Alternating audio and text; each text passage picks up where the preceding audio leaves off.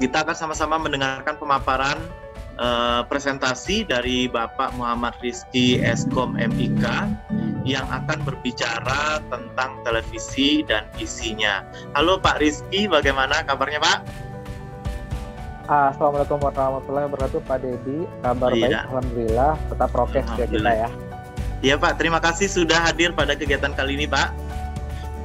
Ya, terima kasih, sama-sama udah diundang juga di sini. Oke, baiklah Bapak Ibu, sebelum kita mendengarkan paparan dari Bapak Rizky, saya akan membacakan secara ringkas kurikulum vitae beliau, di mana beliau menyelesaikan pendidikan pasca sarjana di Paramadina Graduate School pada 2020 lalu, dan beliau pernah menjadi Associate Producer di Indonesian Lawyer Club hingga Desember 2020, serta kini Pak Rizky adalah Associate Producer di Catatan Demokrasi TV One dan seorang researcher pada YouTube channel Karni Ilyas Club. Baiklah, Bapak Ibu sekalian, tanpa menunggu lebih lama, kami persilakan kepada Bapak Muhammad Rizky MIK untuk menyampaikan presentasi selama 30 menit ke depan. Baiklah, kepada Bapak Rizky kami persilakan. Baik, terima kasih. Sebelumnya saya ucapkan terima kasih sudah mengundang saya dengan segala kekurangan dan kelebihan yang tentunya mungkin Bu Ayang lebih tahu ya, karena kita dulu adalah sama-sama wartawan di Kota Padang pada zaman-zaman 2000-an. Jadi nama saya Muhammad Rizky Albert Satria, biasa dipanggil Ricky. Sekarang saya sudah memasuki insya Allah tahun ke-10 di TV One, dari mulai reporter politik, mangkal di dalam artian itu liputan di KPK, kemudian di DPR RI, kemudian di RI 2 zaman Pak JK jadi Wapres periode kedua 2014-2019. Kemudian 2016 saya kemudian masuk ke studio, ke kantor, dan sekarang menggawangi program-program Karni Ilyas, kemudian seperti ILC sebelumnya, kemudian Catatan Demokrasi yang live nanti malam. Bapak Ibu, Rektor UNP, Bapak Dekan, dan semua hadirin sekalian, dan Bu Ayang dan semuanya, kepala sekolah dan audiens, saya merasa terharu.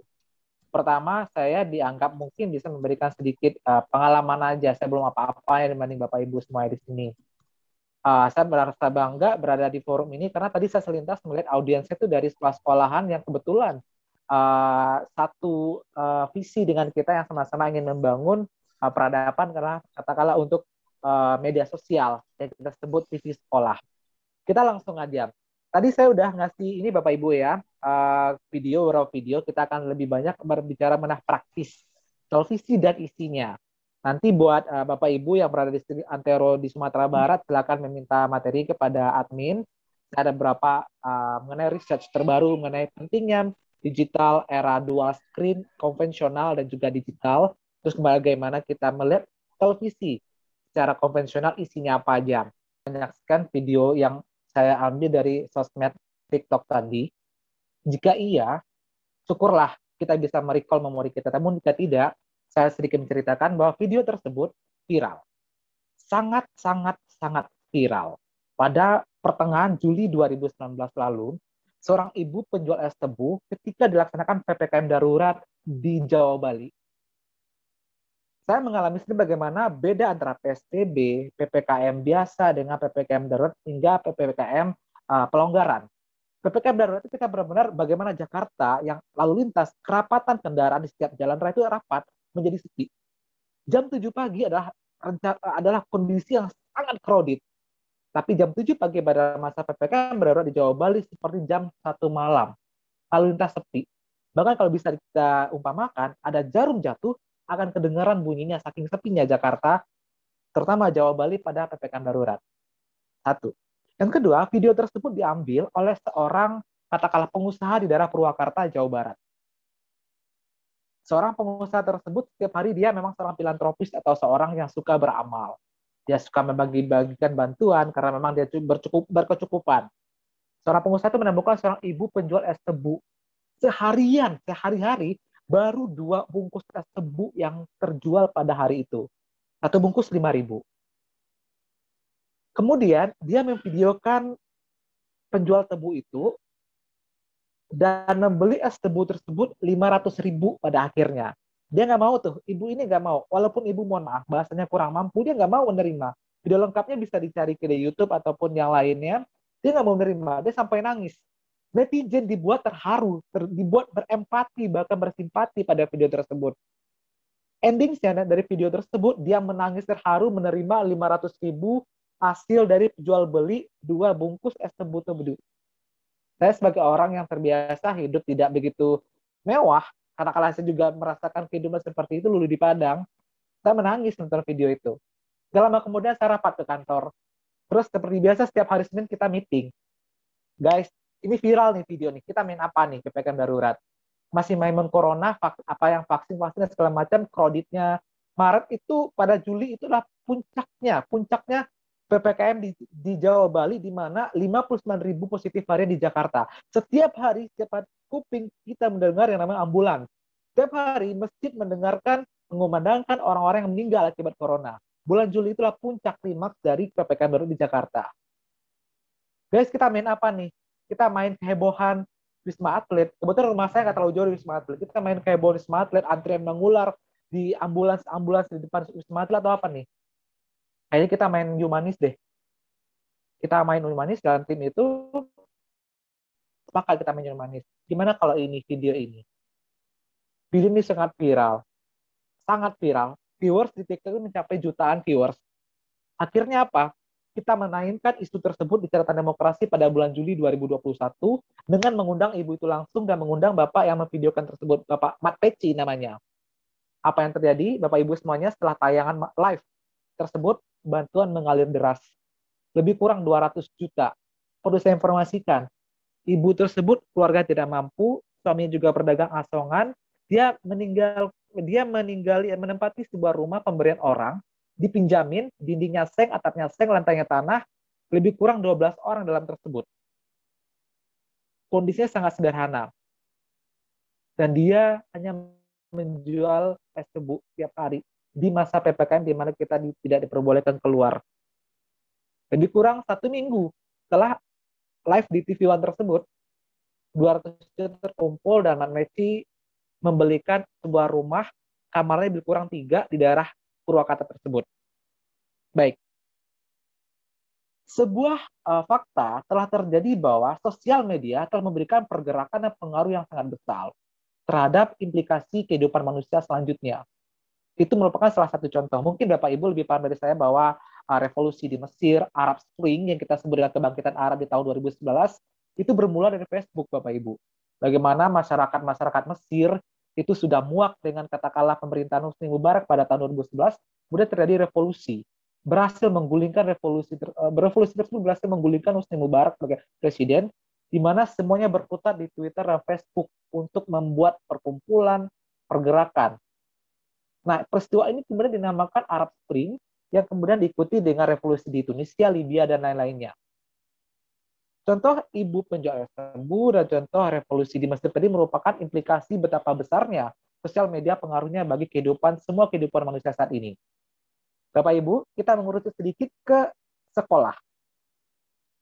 Sekolah-sekolah pada hari ini masih disibukkan dengan konsep offline dan online.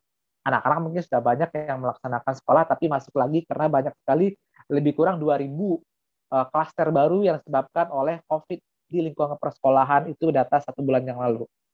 Nah, di sekolah saat ini mungkin kita bisa mengambil ceruk atau yang namanya peluang bahwa bagaimana kita menghasilkan produk belajar mengajar, bagaimana kita tetap menjalankan produk ekstrakurikuler dengan cara kekinian melalui digitalisasi. Dalam ini saya, mungkin Bu Winda bisa replay bahwa pada saat ini kita bicara mengenai era digital dulu, dual screen. Kita kalau mati lampu, kita pasti main handphone. Kalau baterai masih ada, kalau handphonenya mati, kita nonton TV. Artinya dual screen, kita berbicara digital dan konvensional. Nah, beranjak dari 2 kasus besar tadi yang mengakibatkan bahwa sosial media itu sangat berpengaruh, bahwa sebenarnya di Indonesia ini, yang namanya internet, itu lebih kurang 76,8% orang Indonesia menggunakan internet. Ini data terbaru yang saya research dari Internet Watch saat Maret 2021. Artinya, lebih kurang 12 juta dari 276 juta yang menggunakan internet. Dan kemudiannya, jika dipecah lagi, Bapak Ibu sekalian, bahwa pada riset S. Nielsen 2019, 79% dari pengguna internet mengakses internet melalui smartphone. Nah, milenial kelahiran 80 sampai dengan tahun 99, 50% sebagai konsumen tertinggi mengakses internet. Untuk televisi, kita bicara televisi konvensional.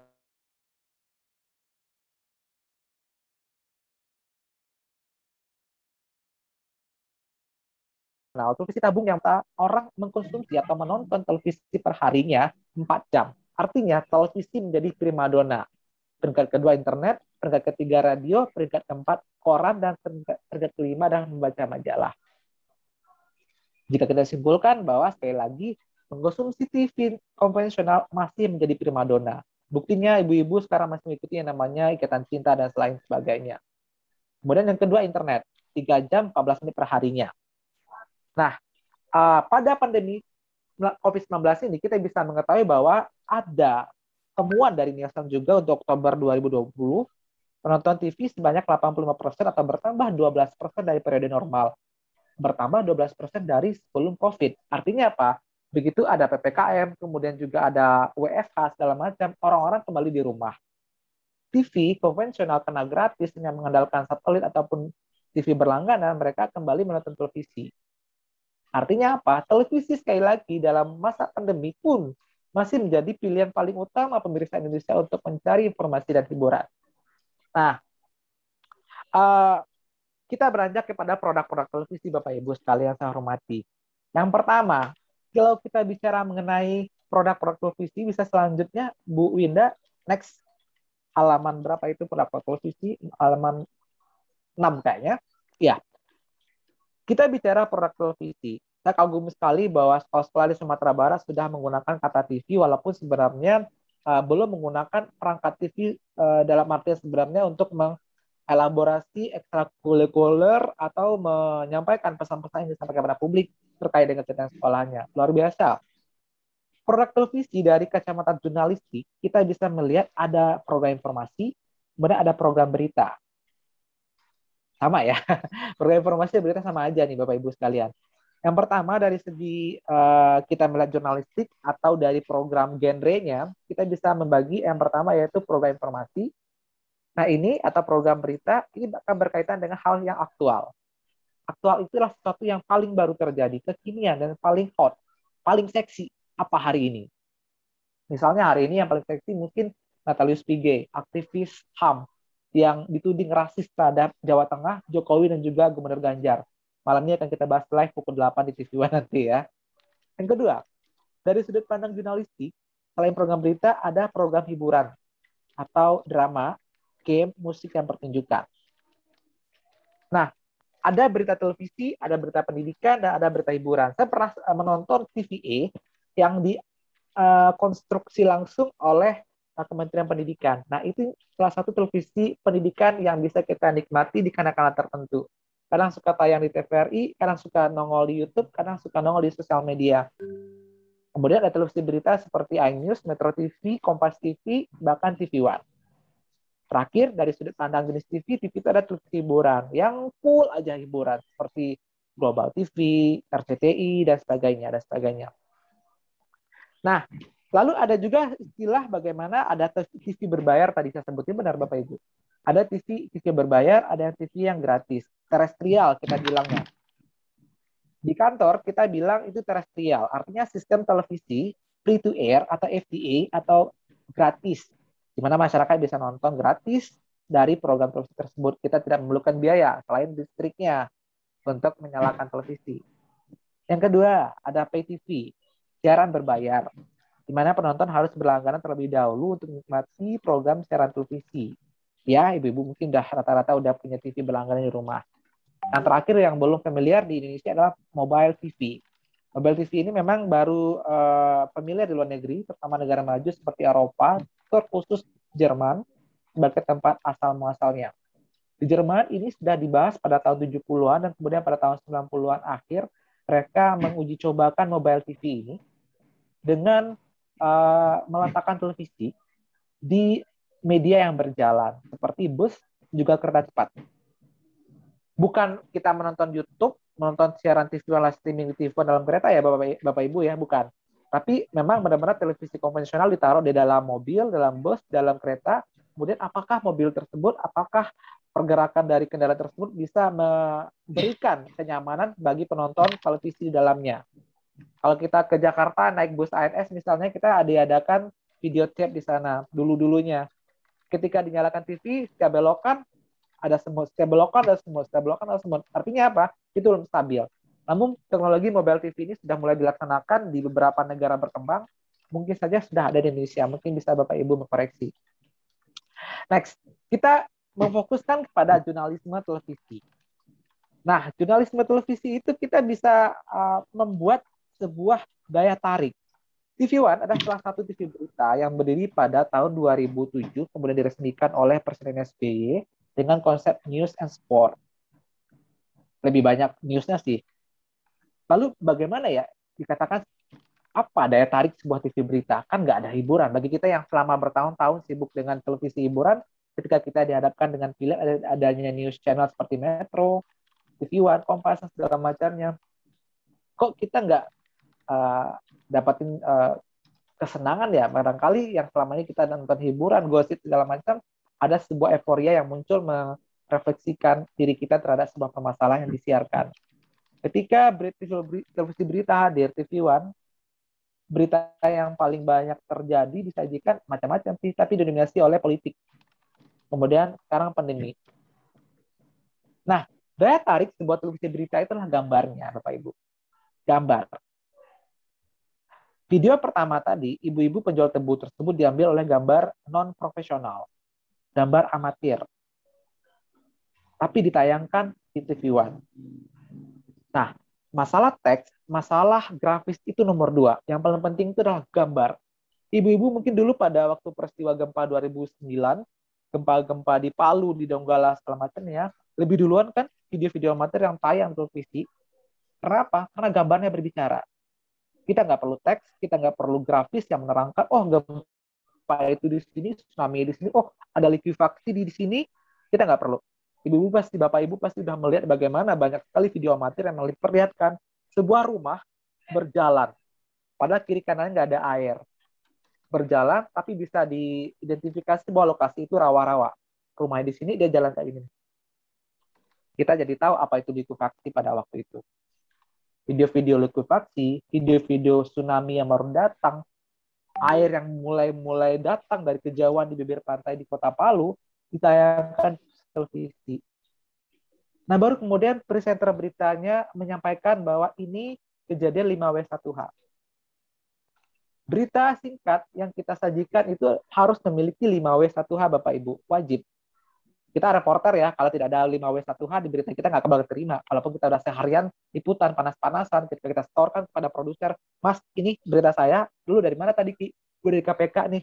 Ada apa di KPK? Oh, biasa 57 pegawai KPK hari ini resmi diberhentikan.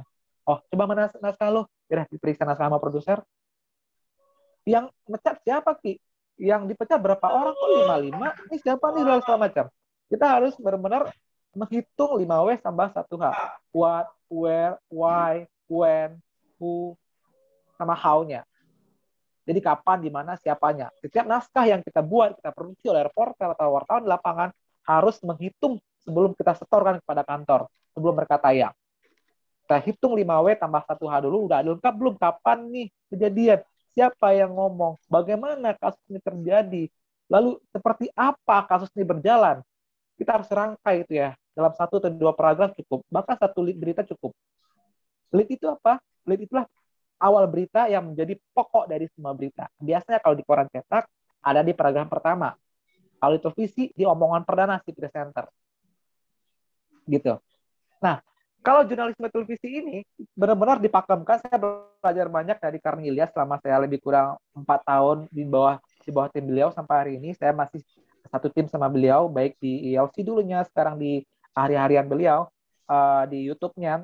Saya belajar banyak dari Karni Ilyas bahwa momentum sebuah televisi itu, atau media yang menjual audio, visual atau visual aja, atau audio aja, atau audio visual, adalah momentumnya. Kenapa itu? Jika gambar ini kehilangan momentum, maka nilai beritanya akan turun.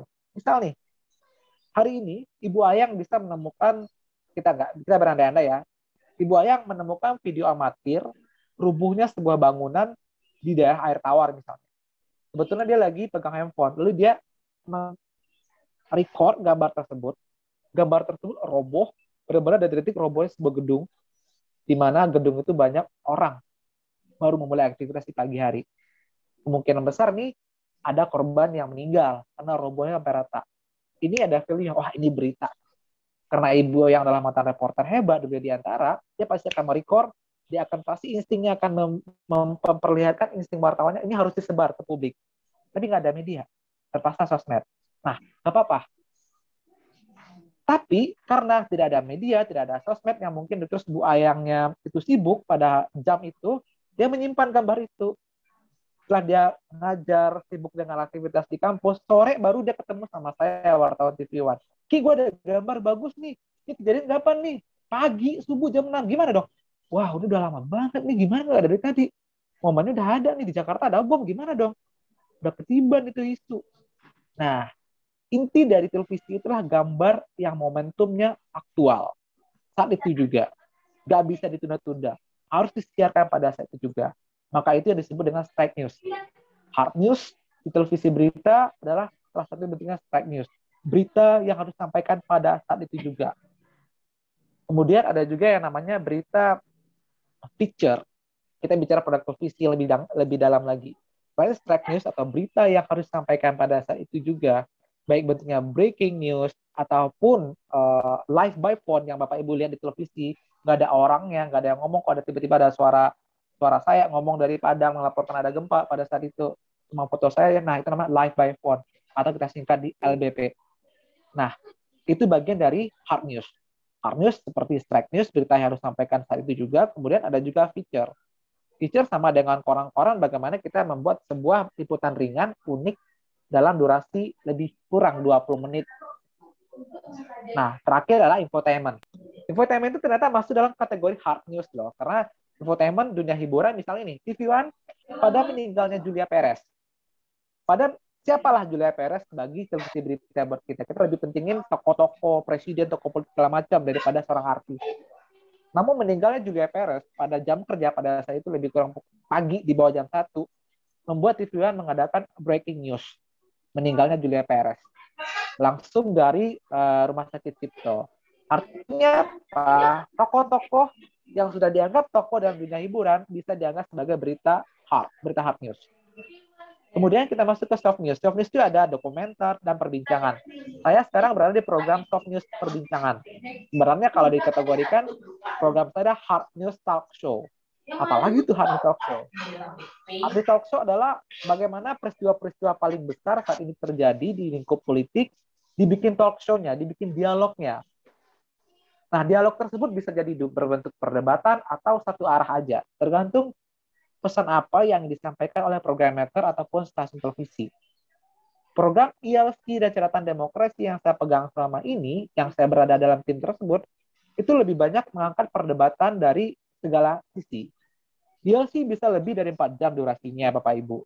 Kita mulai jam 8, kita habis tayang jam 1 kurang malam di bulan puasa. Sampai narasumbernya kalau nggak salah waktu itu kelaparan, kedinginan, karena sudah dingin kan, terus kalian sahur deh kata dia. Kemudian kalau catatan demokrasi yang live nanti malam juga perdebatan isu politik, hukum, dan current issue atau isu-isu terkini. Nah, lalu bagaimana nih, kita singkat aja. Lalu bagaimana cara kita membuat sebuah produk televisi berbentuk hard news dan soft news? Kalau sebetulnya saya sudah pernah mengalami di 2 divisi tersebut, hard news dan soft news. Kalau di hard news, saya sebagai reporter dan sebagai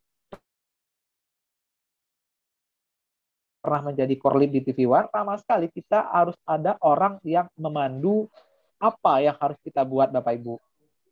Isu apa nih harus kita runningkan hari ini? Kalau TV sekolah mungkin kita bicara mengenai vaksin. Kalau kita vaksinnya udah berapa ya? Nah, ayo ada core lead-nya di situ yang mungkin dipegang oleh anak-anak atau siswa kita.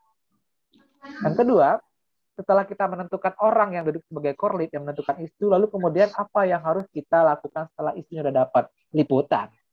Bagaimana liputannya? Ya mungkin tergantung dari core lead tersebut. Apakah liputannya wawancara langsung dengan kepala sekolah? Apakah kita wawancara langsung dengan guru? penerima vaksin, kita bikin, kita record, kita bikin liputannya. Lalu kita jahit gambarnya tersebut. Wawancara kepala sekolah, wawancara guru, wawancara penerima vaksin, vaksinator, segala macam kita wawancara. Jangan lupa, setiap reporter harus dibekali dulu dengan nama pelatihan jurnalistik. Karena pekerjaan jurnalistik bukan pekerjaan yang mudah loh Bapak Ibu. Ibu Ayang mungkin bisa menerangkan nanti bahwa menjadi citizen journalism aja itu tidak gampang. Apalagi menjadi seorang wartawan. Satu kaki udah di akhirat nih kita yang bertanggungjawabkan. Karena kita nggak boleh bohong. Nggak boleh berasumsi, nggak boleh beropini. Kayaknya, tampaknya, sepertinya, itu nggak boleh. Berita-berita itu kita tulis. Kita harus datang, kita langsung, oh, bola itu warnanya kuning ternyata, bukan kayaknya kuning. Itu nggak boleh kita berasumsi. Sebelum reporternya jalan, harus ada pelatihan tersebut dahulu. Lalu budget, kita perlu menghitung budget. Gimana pun juga, walaupun kita di sekolah, Bapak Ibu, kita harus menghitung budget. Kenapa? Karena bisa jadi kita informasi yang kita ingin kita buru itu gambarnya jauh di depan sekolah kita. Tidak berada di sekolahan, mungkin di kampung sebelah. Kita sediakan budget atau dana untuk transportasi anak-anak reporternya, minimal transportasi mereka. Kemudian kita lihat budget editing. Kalau editor kita adalah bagian dari guru di sekolah, ya udah berarti nggak perlu pakai bayaran. Transportasi jangan sampai reporter itu yang mengeluarkan, karena karya mereka menjadi tanggung jawab sekolah kita. Jadi kebanggaan kita kalau karyanya bagus dan diapresiasi. Itu penting menurut saya. Biar anak-anak jangan dikasih honor, transportasi dulu, biar mereka tidak, mungkin bisa jadi mereka sangat berbakat jadi wartawan, tapi mereka dari keluarga kurang mampu. Dan dia sangat mau meliput, Bu, saya mau liputan ini, boleh nggak Bu? Tapi saya nggak punya sepeda. Ya udah, kasih fasilitas sepeda, pinjamin. Ya baik. Agar berita yang kita hasilkan berkualitas. Walaupun kita di lingkungan sekolah, siswa-siswa kita bisa mengejar mimpinya mereka suatu hari. Setelah menentukan korlip, menentukan reporter, mendidik reporter, kemudian budgeting, terakhir adalah menentukan format kita. Formatnya apakah dalam bentuk teks aja, bentuk buletin aja, atau live report, harus ditentukan. Penting dari sebuah sekolah untuk membuat sebuah divisi koordinator peliputan. Karena orang ini adalah sentral, orang ini yang memotori apa isi layar televisi kita, apa isi sosmed TV kita. Oke, Bu Winda, mungkin kita bisa tayangin 3 video yang tadi saya iniin. Bapak Ibu sekalian, kebetulan saya udah hampir 1 tahun menjadi pelatih jurnalistik di MAN 1 Kota Bekasi. Karena pandemi, nggak masuk-masuk, saya mencoba memutar akal gimana caranya mading ini menjadi mading yang populer, dilihat orang. Saya nggak mau yang biasa-biasa aja, saya harus berpikir sesuai dengan stasiun TV saya, harus beda. Kalau kita nggak beda, kita nggak bakal dilihat orang. Tujuan kita bermain sosmed adalah dilihat orang. Buat apa kita punya pikiran? Buat apa kita punya caption? Buat apa kita punya video? Tapi kalau yang nge-like dikit, nggak usah pakai sosmed deh. Tapi kalau untuk kepuasan, ya udah buka dikit itu aja.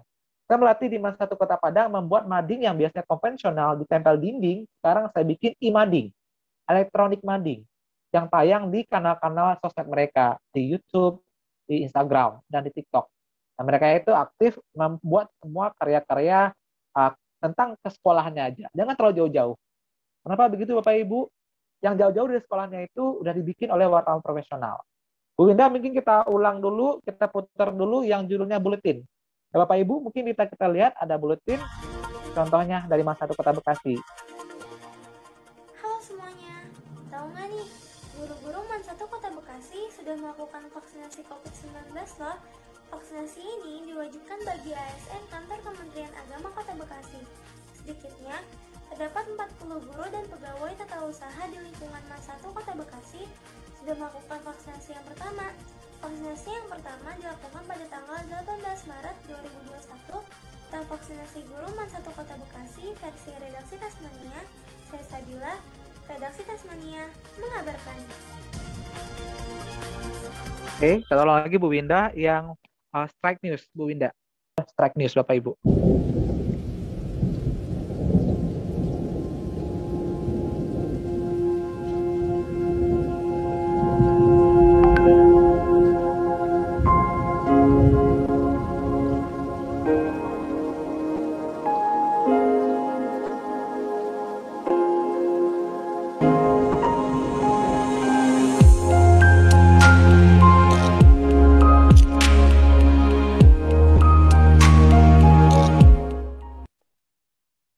Oke, VT kita yang ketiga, Bu Winda, tolong yang di play live report.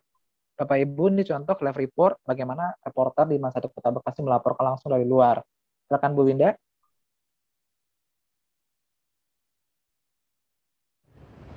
Selamat sore saudara. Pada penghujung Ramadan kali ini, saya mengajak saudara sekalian untuk ngabuburit di sekitar Man Satu Kota Bekasi. Seperti yang saudara sekalian lihat, kondisi di sekitar Man Satu Kota Bekasi terpantau ramai lancar. Banyak masyarakat yang berlalu lalang membeli takjil. Oke, terima kasih Bapak Ibu semuanya. Yang tadi saya aplikasikan sampai hari ini buat adik-adik saya di Man Satu Kota Bekasi. Sebelumnya di Man Satu ini ada beberapa mading yang masih konvensional. Kemudian pada saat ini kita harus konvergensi. Bagaimana itu konvergensi? Itu adalah merubah dari manual menjadi digital. Yang tadinya mading ditempelin mungkin zamannya Bu Ayah yang sekolah mungkin madingnya masih dari karton hitam, yang pinggir dibakar-bakar sama obat nyamuk, yang artistik gitu ya Bu Ayang ya. Ada foto Bu Ayang sebagai cover madingnya di situ, mejeng di situ dulunya. Nah sekarang saya mikirnya hari gini tahun 2020 pandemi udah banyak yang menghasilkan pemikiran kreatif di antara kita. Kenapa enggak kita bikin sesuatu yang bisa kita berikan nilai tambah di sosial media. Sosial media itu sekarang udah sangat berpengaruh banyak Bu, Bapak Ibu semuanya. Nah, saya memfokuskan bahasa yang mereka pakai dengan bahasa TV One sama memakai dengan katanya saudara. Kenapa saudara? Karena sama Muslim adalah bersaudara gitu kan. Kalau pemirsa karena terlalu serius.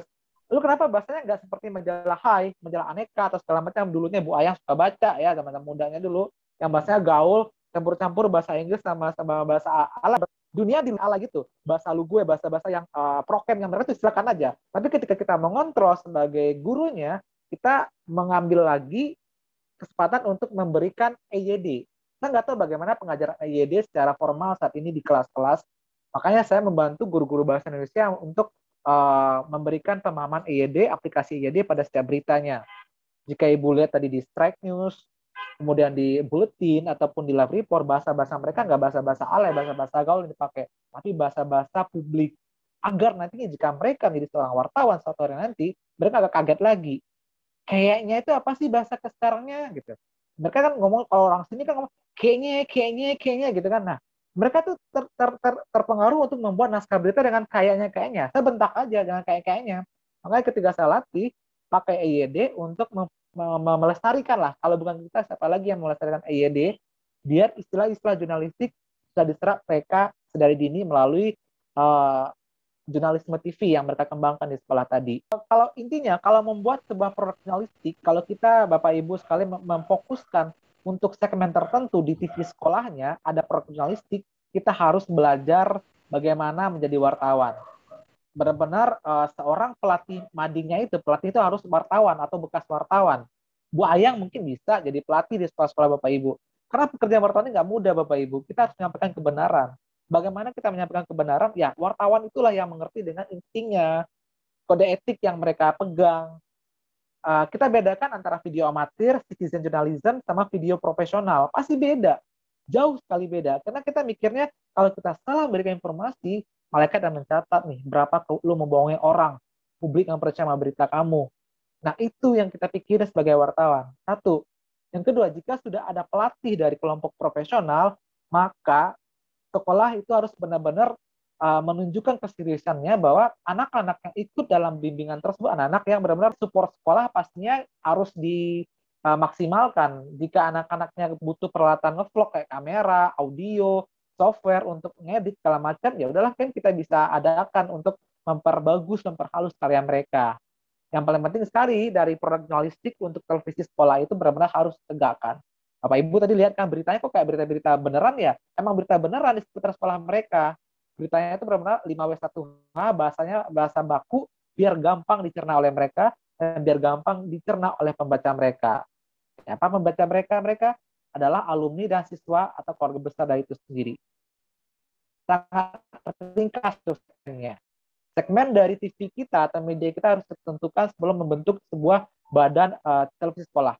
Siapa dulu segmennya? Apakah ibu-ibu aja? Apakah seluruh keluarga besar termasuk alumni? Harus jelaskan segmennya. Karena kalau udah jelas segmennya, kita lebih enak bergerak. Mau bikin apa nih kita? Mungkin berita tentang bikin senang sekolah aja, atau hal-hal yang bersifat manusiawi. Ada siswa yang miskin, mohon maaf, Tidak mampu, sekolah harus kerja dulu pagi, ambil itu sebagai feature. Ikutin dia, Ibu. Ikutin kita mulai dari bangun tidur, subuh di musola, di surau, sampai ke sekolah seperti apa. Ikutin sebagai kamera. Ketik tuh beritanya, tampil di layar, bagaimana itu bisa menjadi sebuah bentuk human interest dari sekolah tersebut. Ini kan sama menjatuhkan sekolah, Pak. Enggak menjatuhkan sekolah.